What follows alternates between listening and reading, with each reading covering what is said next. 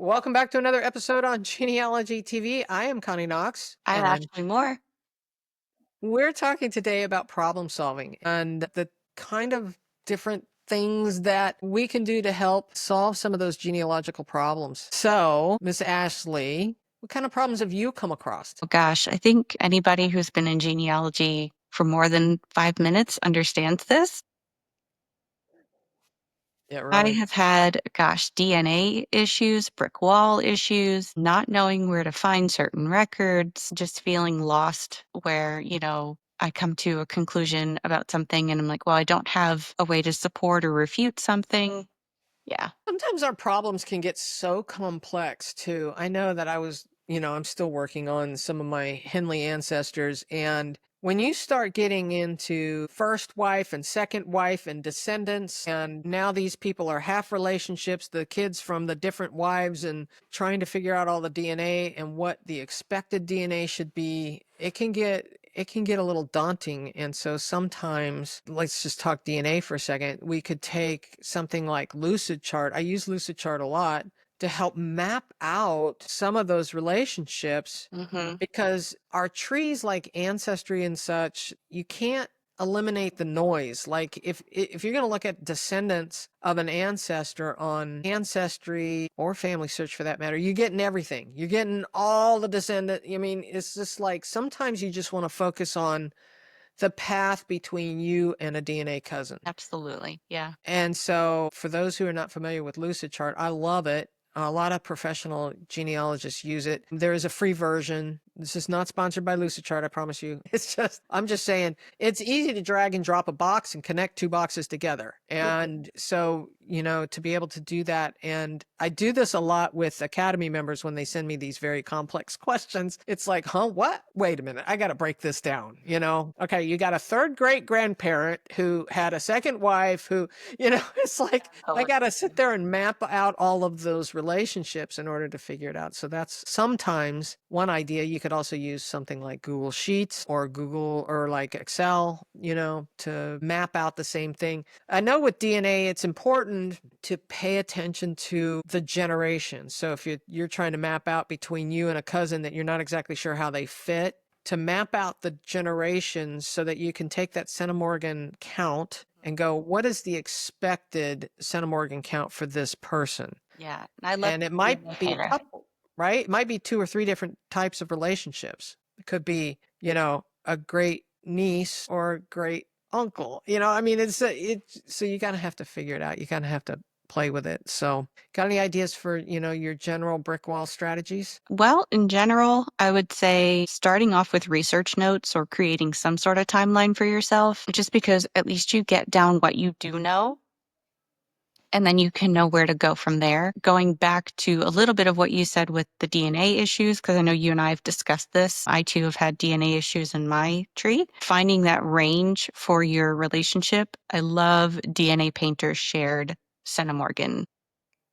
The shared centimorgan tool. Yeah. Yes, because that helps a lot when you're trying to, like you said, map out those generations. But getting back to, brick walls in general, I would say absolutely, to your suggestion, your research notes are truly a game changer. I hear that from so many people who actually sit down and do it and they realize how much it saves them in the long run. And then just getting familiar with where to look for certain things, what records are on what websites, what records are maybe available locally versus, something that you couldn't find online, just getting aware of what is out there. I think to back up just a little bit about the research notes for those who have no idea what we're talking about. So, and to your suggestion, the timeline, the research notes are basically everything you found in chronological order. So it kind of starts with the date and then the item and then the details about the item. So maybe it's the 1850 census and then the details of who's in that census and then the 1860 census and so on. Inserting in between there all the other records that you found. And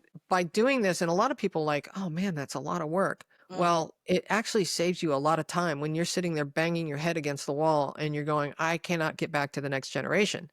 And that brings me to my next point is the research notes that you're doing are on the younger generation. It's on the people that that you have already proven Because when you do that, a lot of times those records are going to reveal the next generation back. And as you are starting to finish up the research notes on the younger generation, you're probably already starting research notes on the next generation back because you're starting to find records that you can duplicate on those on the next generation back. So yeah, research notes I highly recommend. And we've got lots of videos on the YouTube channel and at the Academy about how to do research notes. But I think that's probably the biggest game changer. I have people that walk up to me at conferences and stuff and they're like, I'm a convert. Yeah. I have started doing research notes and you know, it finally helped break down brick walls. And you know, a lot of times people ask me, do you put stuff that you don't find? Like, do you keep a research log? I actually hate research logs between you and me and everybody watching. And the reason why I don't like research logs is because there's more stuff being added every day online. So if I go look at a record set and then I put it in a research log and I'm like, I'm not going to look at that record set again because I've already looked at it, which is what the old school way of doing genealogy. We used to keep a research log so we didn't repeat our work. And as a professional genealogist, you have to keep a research log because you have to prove to your client what you've been doing. But my point being is just for the hobbyist, a research log is my opinion a waste of time because you're going to be putting into your research notes everything you find, right? And then if you have done that reasonably exhaustive research, and that is one of the pillars of genealogy as set forth by the standards in genealogy, the reasonably exhaustive research basically says you've tried to turn over every rock. And if you have done that, let's say you're looking for the 1850 census and you cannot find it. You've looked into surrounding counties. You've actually grown outward, like from the county you thought they were in. You've done the surrounding counties. You can't find them. You've done the state. You can't find them. That's reasonably exhaustive research or name variations, whatever. Then put that into your research notes. I have done that reasonably exhaustive research for the 1850 census and I cannot locate. So it could be that the person wasn't there or got missed by the census taker, but I promise you, being missed by the census taker was an extremely rare situation. Most of the time, it's a transcription error.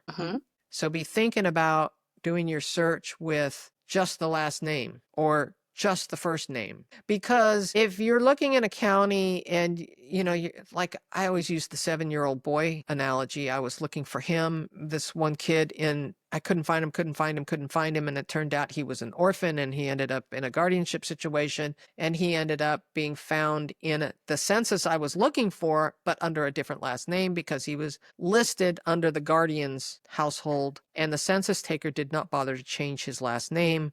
And so he just put the little quote mark for all the kids in the household, assuming that they were children. And remember, we don't know who that informant is. Right. On those census records, a lot of times it could have been the neighbor. It could have been the 12-year-old kid who happened to be at the front door the day the census taker showed up. And he's like, you're good enough. Let's go. Who's who, you know, and he wrote it down. So, Yeah, I can see that for sure. so what's your tip on where to look for records?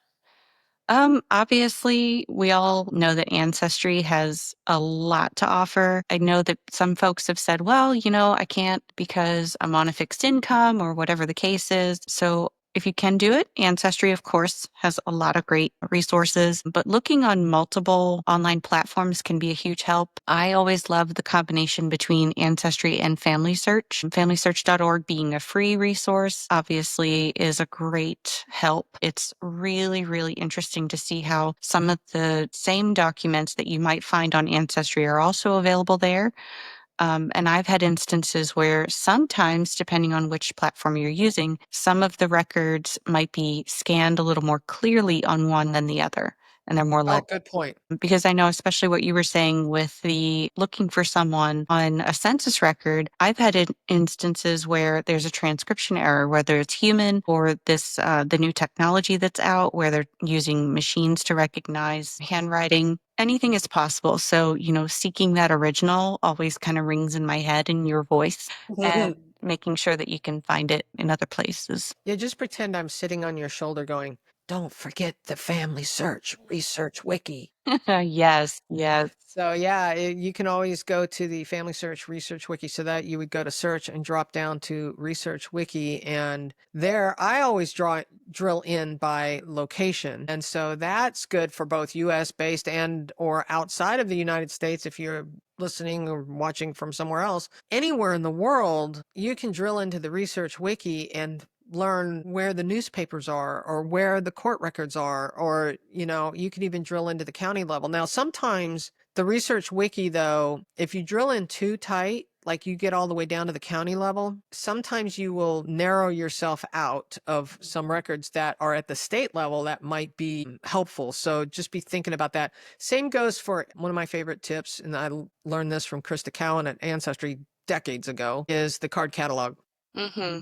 on Ancestry. So you go to search and drop down to card catalog, and then the way I do it is I always drill into the location first, and then I start getting down into the state level. And then at the state level, I start going, what kind of records am I looking for? Am I looking for census records, or am I looking for court records, whatever. And so you drill into the type of record, Mm-hmm. and then the time period. So if you're looking for a census record, for example, the trick is to go into the state level, go into the decade. So let's say it's 1880, Mm-hmm. click into the decade, and then you're at the, if you can even drill into the county level and see if they have it. This is something I learned the other day. I was looking for a specific record at a specific county level, and it turns out the county is not available. Every other county in the state, but these, like in North Carolina is where I was looking, 2 counties, the records are missing. I think it was 1870. There were 2 counties for that particular year that are just completely missing. And it's not Ancestry's fault or Family Search. Neither one of them had it. The records don't exist. And I guess they were lost at some point. I don't know where they are, but I think even at Nora, they were missing for these 2 counties. So it always pays to scroll down and look at the information about that record set, because sometimes you get frustrated going, well, my guy's just not in that county. Well, it could be that he was, Mm-hmm. because in my case, he was before and after, but he wasn't in the 1870 because that county was missing. And so if you look at that information about that record set and it says Randolph County and I forget what the other county was are lost, Mm-hmm. then you go, well, that makes sense. He probably never left. He just wasn't, it's not pulling up in the indexing because he Doesn't exist. just doesn't exist. Yeah. So, no, let's talk strategies. Mm. So we talked about research notes, which is probably, in my opinion, the number one strategy to use. But there's a lot of other things. You did talk about going to multiple platforms so let's talk about that for a second. So at various platforms over time, these records, even if they overlap, say census records, for example, are on all of the platforms for the United States, but they may have been indexed by different people. Mm-hmm. And so you may find it on one platform and not find it on another because they misread the handwriting. Mm-hmm. So that's one thought. So one of the other strategies that we were talking about was local records and state archives. You want to pipe in on that? Yeah, that was something that actually ended up being a really great resource for my own genealogy. I love going to online, if I can, finding public records through like the clerk of court for an area that I'm certain my ancestors were in. And state archives. They may not necessarily be on, Family Search or Ancestry. So being able to access those state archives can really, really be a great resource too. Yeah, and people need to remember that not everything's online. Even though, we had the tragedy of COVID and a lot of records came online because of COVID, they're still not all there. So where there's an index, often there is an original record. So if you're finding an index don't stop there. Go find the original record, and it's probably at the state archives or at the county courthouse. Am I still sitting on your Yes. shoulder going, go find the original That's record? the original. Another strategy we haven't even touched on yet is fan club. Talk about the fan club. Oh my gosh, fan club. Yes. Thank you, Elizabeth What is Shaw. it? Yeah. Thank you. That is friends, associates, and neighbors. I love that strategy because, especially when you have folks with common names, this can really help you differentiate which one is actually your ancestor versus someone else, and just keeping you on track, making sure that you are really focusing on the right path. I love the idea too, because if you think about your own life, you don't live your life in a vacuum. You have friends, you have associates, you have neighbors, people that are important to you in your life other than your relatives, and helping shape their decisions or where they go or what they do, being part of important events like when people are witnesses, for say a religious ceremony or something like that. It's really, really an awesome way to track that. Probably one of the best examples, I think, for using the fan club strategy is when you're trying to go from one census record to another. And especially when you're getting back there before 1850, when only the head of household is listed and not everybody in the family. So now you're going, okay, is this John Smith my John Smith? Or, so then if you go and hopefully John Smith didn't move from one decade to another. And if you look at the neighbors and you have Bob Jones living next door in one census record, and then you go back a decade and he's a couple doors down maybe, or, it might be a few doors different, but if you've got a couple of the same neighbors, you got the same guy, you got the same location. And so that's how friends, associates, and neighbors can help. Of course, we always want to include family with that too, because it's the siblings, the children, the wives, and people and data that's going to help tie those records together as well. So, something we haven't really talked about yet is AI. Oh, yeah. And so, this is really starting to explode as far as how we can use it. And of course, there's the new full text search, which only came out a year ago to help us read handwriting, and that is at familysearch.org. And it's still an experiment. But what it's doing is it's also using AI. I know it is because I've proven it to myself multiple times. So if I'm looking for John Smith, a very common name, but I'm looking for him in Randolph County, North Carolina, as I always talk about. I don't have an ancestor by that name there, but I'm just saying. And I I'm in a county and I'm like, first of all, one of the strategies I use is how many John Smiths are in this county at that time. Because if there's 5 of them, now I've got to figure out using the fan club strategy, which of these 5 guys is my guy and not the uncle. As like, for example, my family's full of Quakers in Randolph County, North Carolina. And I swear everybody's named John, Rebecca, there's so many common names that over and over and over again. So, John Henley had a son named John Henley. And John Henley was the elder John Henley was the son of Jesse Henley, who was the son of John Henley. And so it's just like John, Jesse, John, Jesse. It's Yep. just like, Which? which one's which? So you kind of have to determine how many people are living in that area at that time. And then you can use the fan club to help you tease out, and the family to help tease out which guy's which. So maybe you got one guy living on the western side of the county and another guy living on the eastern side of the county. But now with the AI, we can also start using like the full text search. That full text search is using AI to go look at my family tree on Family Search. And it's correlating the John Smith it's finding in, say, 1,000 different records, and it's comparing that to my family tree and delivering the best possible records to the top of the list, which is just fabulous. It's just mind-blowing to me. So one of the things that I've started playing with, something to think about. We were talking about research notes, right? I do research notes on every direct line ancestor. And if I have a problem, I will do research notes on everybody. For example, I have a set of brothers that I'm trying to figure out which one of these brothers is the father of one of my ancestors. So I've done research notes on all 5 of the brothers. I'm still working on it. But it's only one of these guys that is my direct line ancestor. I'm pretty sure I know who it is. But now what I'm going to do as an experiment is I'm going to go into either Chat GPT or probably Claude, because I like Claude. I've been using Claude a lot, Claude AI. And I'm going to feed it all of the research notes for these 5 brothers, as well as some other data. And I'm going to ask it to correlate the evidence. So that's one idea. Another idea I had was, because you can give the AI like Claude, you can give the AI records. So let's say I find a census record and I find a death record and I find all these different records. I can give the AI images and say, summarize and or correlate the evidence that you see for this ancestor. So, for example, I give the AI 5 different records, and one of them I'm not sure is my guy. Claude.ai, is this 5th record my guy? Is this, you kind of have to prompt it properly, Right.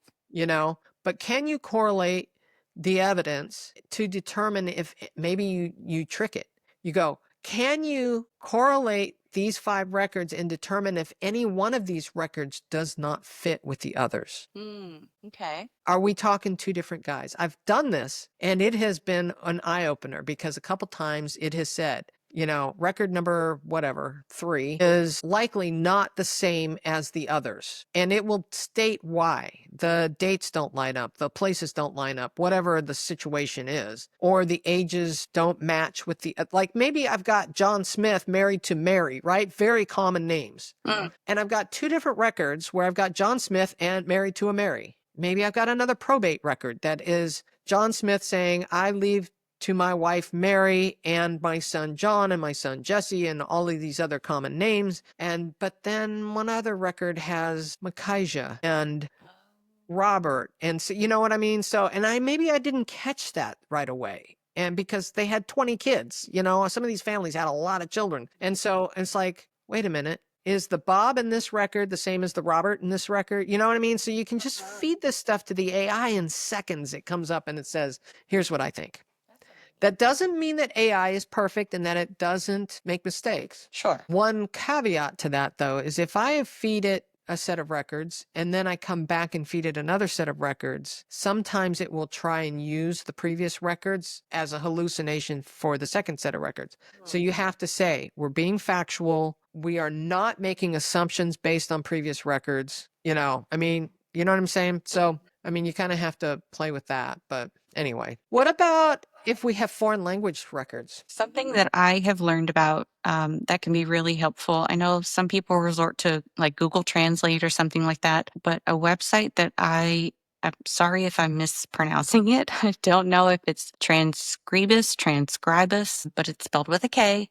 And Yeah. I have seen people have used that quite a bit to translate from other languages that, if they have an immigrant ancestor and they just don't speak the language or read the language, it's really, really helpful to get the information out of the record and help them move forward because you are working backwards in time. So you're still needing to piece those things together, especially when you go, quote unquote, jump the pond. Right. Yeah, I don't know how it's pronounced either. I always pronounce it transcribus because you're transcribing records, but that's TRANSKRIBUS.org. And yeah, the thing about transcribus that I like too is it reads handwriting in foreign languages. Is it perfect? I don't think any of it, handwriting recognition, is perfect out there, but it certainly gives you a leg up to get started on it. I have run out of tips. How about you? I think that covers a lot of the basic problem solving, when you're hitting those brick walls, tried and true solutions. And then, of course, incorporating some of the new technology is really great. Yeah. Well, for those who are watching and or listening, make sure you subscribe so you can find us again. We're going to try and continue on with the podcast here. So we'll catch you in the next one. Thank you. Bye.